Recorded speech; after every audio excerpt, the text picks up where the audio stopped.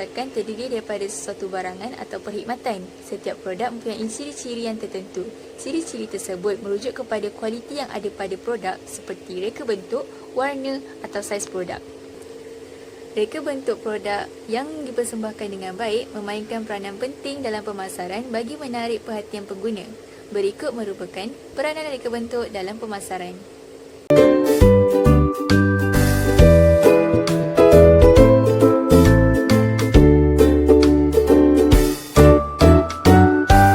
Produk yang dicipta ialah satu yang boleh ditawarkan kepada pengguna.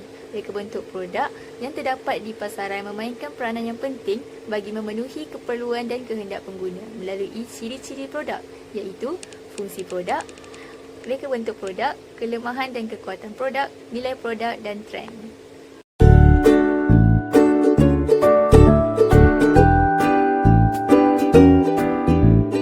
Reka bentuk produk yang dapat memenuhi keperluan dan kehendak pengguna mudah dipasarkan. Namun, produk dengan reka bentuk yang mempunyai nilai tambah seperti selesa, unik dan menarik boleh mempengaruhi pasaran bagi produk tersebut.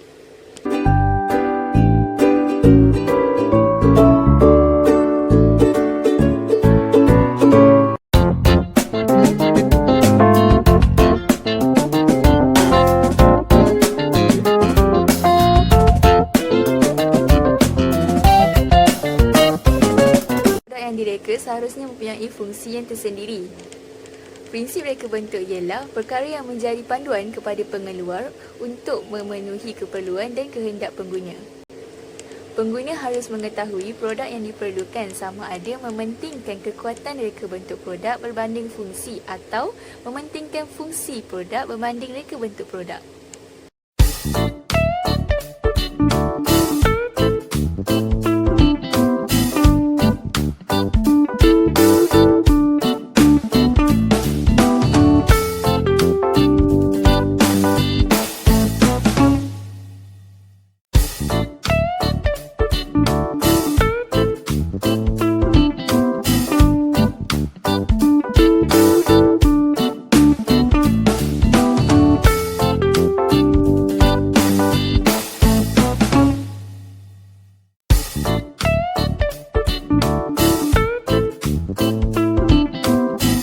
Terhadap pengguna lazimnya wujud berdasarkan keperluan dan kehendak pengguna.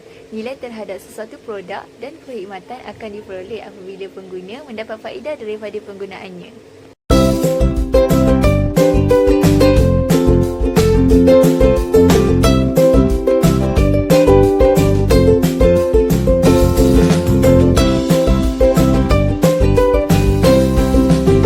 Ditentukan oleh permintaan dan penawaran sesuatu produk, perkhidmatan, gaya hidup, teknologi dan sebagainya. Trend bentuk dalam tempoh yang tertentu dan berakhir apabila wujudnya trend yang lain.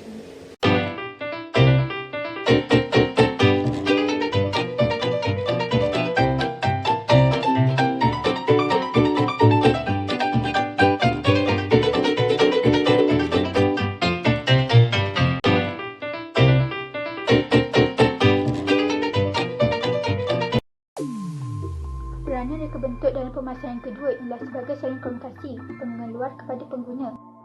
Komunikasi ialah proses untuk menyampaikan maklumat dan perihal mengenai sesuatu produk dan perkhidmatan antara dua pihak iaitu pengeluar dan pengguna. Reka bentuk dalam sesuatu produk merupakan saluran komunikasi kepada pengguna untuk membeli sesuatu produk. Setiap produk mempunyai pengenalan diri sebagai identiti untuk menarik minat pengguna baru dan pada masa yang sama mengekalkan pelanggan yang sedia ada. Pengenalan diri juga dikenali sebagai DNA platform yang boleh ditunjukkan pada reka bentuk melalui penjenamaan, boleh diingat, kesetiaan, dikenali dan kebolehpercayaan kepada jenama. Pengenalan diri yang pertama iaitu penjenamaan. Penjenamaan bermaksud pemberian jenama kepada sesuatu barang yang dihasilkan dengan penjenamaan. Maklumat berkenaan kualiti keluaran dapat disampaikan melalui simbol yang terdiri daripada nama, lambang dan reka bentuk atau kombinasi kesemuanya untuk menjadikan simbol tersebut istimewa dan berbeza daripada yang lain.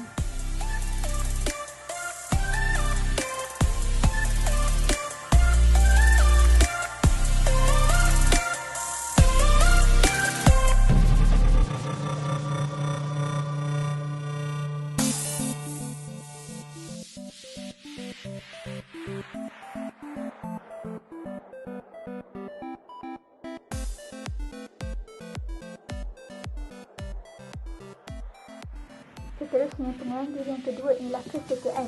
Kesetiaan pengguna ialah pilihan pengguna untuk terus kekal terhadap sesuatu jenama dan produk. Untuk terus kekal terhadap sesuatu jenama, pengguna akan memilih credibility, kualiti, reka bentuk terkini, selamat dan harga yang kompetitif. Yang ketiga pula, boleh diingat. Produk yang mempunyai identiti yang boleh diingat pengguna dapat menguasai pasaran. Identiti tersebut merangkumi fungsi, warna dan bentuk fizikal. Pengenalan diri yang keempat ialah dikenali. Reka bentuk dapat menguasai pasaran kerana telah dikenali oleh pengguna. Atas sebab itu telah lama berada dalam sesuatu pasaran tersebut.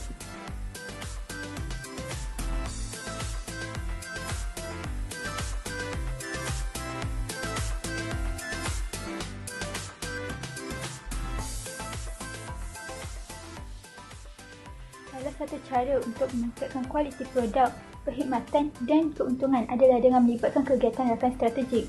Gabungan daripada pengeluar produk dan perkhidmatan yang berbeza dapat memberikan kesan kepada pengukuhan jenama dan pengurangan kos. Selain itu, reka bentuk produk dari segi jenama, pemasaran, sumber luar, pelesenan dan agihan dari rakan bersama dapat digunakan. Terdapat dua jenis rakan strategik, iaitu rakan perkongsian teknologi dan produk dan rakan strategik perniagaan. Rangkaian perkongsian teknologi dan produk bermaksud gabungan teknologi dan produk daripada pengeluar yang berbeza untuk menghasilkan suatu reka bentuk produk yang baharu. Gabungan ini akan memberikan keuntungan kepada kedua-dua belah pihak. Sebelum ini, Proton pernah membuat perkongsian teknologi dan produk dengan menggunakan teknologi daripada jenama Mitsubishi dan Honda. Perkongsian teknologi dan produk bersama Mitsubishi telah menghasilkan reka bentuk Proton Inspira, manakala bersama Honda telah menghasilkan reka bentuk Proton Perdana. Penjenamaan dapat diperkukuhkan dengan mengadakan rakan strategik perniagaan.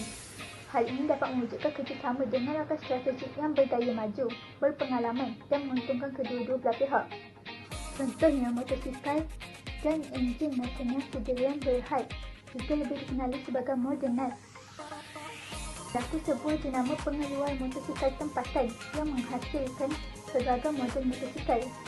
Bagi mengukuhkan penjenamaan, Modernat telah mengeluarkan 6 model terbaharu, iaitu skuter dan street bike, hasil kerjasama daripada rakan strategik perniagaan, iaitu Kimco dari Korea dan Ajak Shelter dari India.